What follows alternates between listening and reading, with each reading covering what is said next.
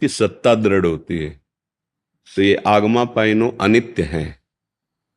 अगर इनको हम बार बार चिंतन करेंगे, इनकी वार्ता करेंगे, तो हमारा हृदय इनमें आसक्त हो जाएगा, इनमें महत्व बुद्धि हो जाएगी, इनकी सत्ता दृढ़ लगेगी, और यही हमारा नाश है, यही हमारा पतन है।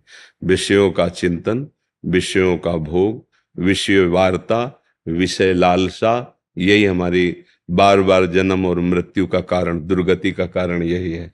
इसीलिए इनकी ना तो वार्ता करनी है, तो बोधयंता परस्परम, भगवान कहते हैं परस्पर मेरी वार्ता करो, तुम्हारी वाणी पवित्र हो जाएगी। अगर आपको भोग चाहिए तो जो भोग प्रभु को समर्पित किए जाते हैं, प्रसाद बनाकर उनका सेवन करो। धर्म युक्त, धर्म की सीमा के अंतर्गत भोग, तो वो किसी से कहने की जरूरत नहीं है, भगवान से भी मांगने की जरूरत नहीं है।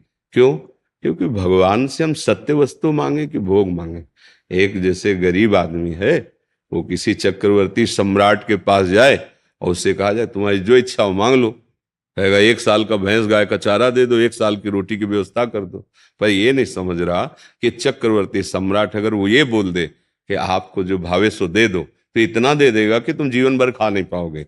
ऐसे ही हमारे भगवान सुख समुद्र हैं, ज्ञान समुद्र हैं। हम अज्ञानी जीव पता नहीं क्या मांगे, उसकी सत्ता नहीं जो हम मांगेंगे, तो हम उन्हीं के ऊपर छोड़ देते हैं कि प्रभु आप जैसे प्रसन्न हो और जो प्रसाद आप दीजिए। तो फिर हम मांगे भी क्यों प्रभु से? कोई अज्ञानी है क्या? वो सर्वज्ञ है, जानते हैं, जो उनको उचित लगेगा वो करेंगे। हम तो उनके आश्रित होकर फिर दूसरों से जब हम विषय वार्ता करते हैं तो उसकी सत्ता दृढ़ होती। समझ में आ रही है आपकी? अगर भजन नहीं करते तो क्या समझ में आएगा? अध्यात्म वार्ता है। हम अंदर से समझते हैं कि मेरी इंद्रियों की कमजोरी है, निकल जाओगे, और उनकी सत्ता दे दी, हर्षित होकर भोगे, तो अनंत जन्म हो गए उन्हीं भोगों को भोगते हुए। माया की एक बड़ी शक्ति है जिसका नाम है विस्मृति कराना। परसों आप मध्याह्न में क्या पाए थे? परसों पर विस्मृति करा रहे, तो पिछले जन्म में आप क्या थे? देखो, उसका काम, माया का काम है विस्मृति कराना। मतलब बार बार मां के गर्भ में भयंकर दुख भोगे हैं, बार बार नाना प्रकार की भोग वासनाओं में हम दंड भोगे हैं, लेकिन विस्मृति है सबकी।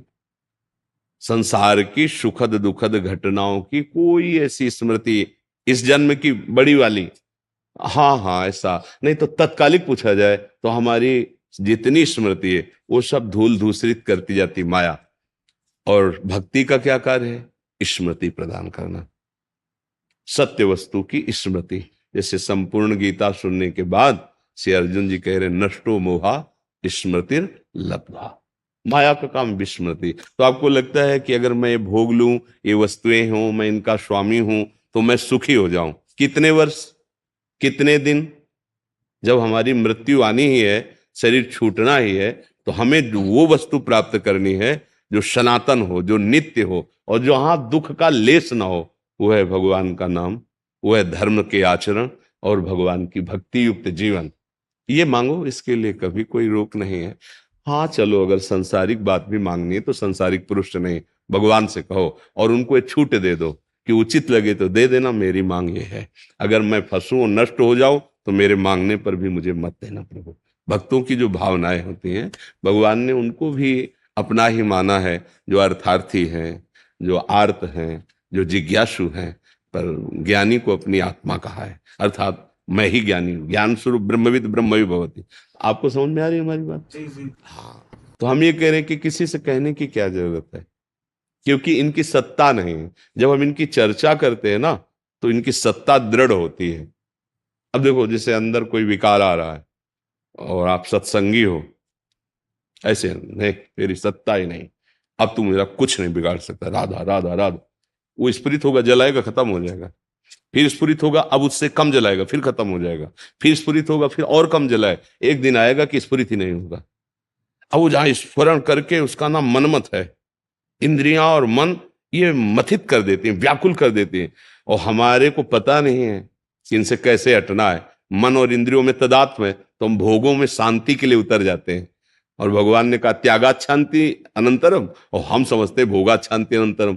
तो भोग से क्या हुआ, और वासना तृष्णा बढ़ी, हम गिरते चले जाते हैं। इसलिए कहा गया कि आप अपनी इच्छाओं का दमन कीजिए, ना कि इच्छाओं को प्रकाशित कीजिए। अच्छा, जैसे जैसे आप इनको सत्य मानने लगेंगे तो फिर दुख भी सत्य हो गया, नरक भी सत्य हो गया, पापाचरण भी सत्य हो गया, वो तुम्हें भोगने पड़ेंगे। बिल्कुल आप ये समझो कि आप जैसा सोचोगे वैसा बन जाओगे, जैसा सोचोगे वैसा दिखाई देने लगेगा। ये जादू का तमाशा है, भगवान की माया का ऐसा जादू है, तुम जैसा सोचोगे वैसे तुम्हें अनुभव में आने लगेगा, और जैसा तुम्हारा भाव होगा वैसे तुम्हें दृष्टि प्राप्त हो जाएगी। जैसे मानो जिस कामी पुरुष है और उसकी दृष्टि चाहे वो किसी को भी देखे वो अपनी कामना से युक्त देखेगा, निष्कामी पुरुष है वो अपने भाव से, और जो भगवान का प्रेमी है वो सर्वत्र भगवान देख रहा है, नहीं देख, जड़ चेतन जग जीव जत सकल राम में, सीय राम में सब जग जानी, चिद चिद लक्षणम सर्वम राधा कृष्णमयम जगत। हमको क्या दिखाई दे रहा है, स्त्री पुरुष जड़ चेतन, हम जैसा ये यथा माम प्रपद्यन्ते तास ततै भजाम्यहम्। अगर आप भगवान को विषय मानकर भजोगे तो विषय दिखाई देगा, ब्रह्म मान के भजोगे तो ब्रह्म दिखाई देगा, है वही दूसरा नहीं, जाकी रही भावना जैसी प्रभु मूर्ति देखी। एक ही भगवान कंस के रंगमंच पर पधार रहे हैं लेकिन अलग अलग सबको दिखाई दे रहे हैं। एक ही राम जी जनक जी के हम मंच पर विराजमान, सबको अलग अलग दर्शन। तो भगवान का अलग अलग दर्शन भाव दृष्टि के अनुसार हो रहा है। तो हमारी दृष्टि कैसी, जैसा हमारा चिंतन होगा, जैसी हमारी वासना होगी। तो हमारी वासना गंदी है, शरीर भाव है, भोग में सत्यत्व सुख बुद्धि है, इसलिए मना किया जाता है कि आप अपनी इस बात को समझो। अगर इनको आप नित्य मानोगे, इनको सुखद मानोगे, इनको सच्चा मानोगे, तो इसी में फंसे रहोगे, कभी निकल नहीं पाओगे। ये भूत के लड्डू हैं, ना खाए तो परेशान, खाए तो परेशान, बोलो है ना? नहीं, ना खाए तो ललचाए, यार कितना बढ़िया है, और खाए तो कभी तृप्ति नहीं। भूत के लड्डू है, हाँ तो एक भूत लगाओ तो परेशान है, तो पंच महाभूत लगे हैं, नहीं?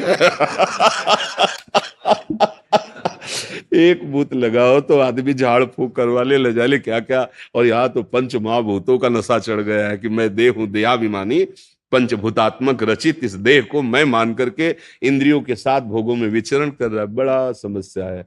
अब ये चूंकि अध्यात्म है, बिना भजन के इसका रहस्य समझ में नहीं आता है। सत्य मार्ग का अवलोकन, सत्य वार्ता, ये तो भगवान की कृपा है कि आप यहाँ सुनने आए हो, यहाँ बैठने आए हो। नहीं, सत्य शास्त्रों के वाक्य और संत जो भगवत अनुरागी जन है उनका सत्संग ये बड़े दुर्लभ हैं। अगर आ भी जाए तो कुछ ले नहीं पाते, तर्क वितर्क देहाभिमान, और अगर पकड़ ले महत्संगस तो दुर्लभ हो पर अगम्यो दुर्गम हो। अगर आप उनकी बात समझ गए तो अमोघस्य है, निश्चित आप परमानंद में डूब जाएंगे।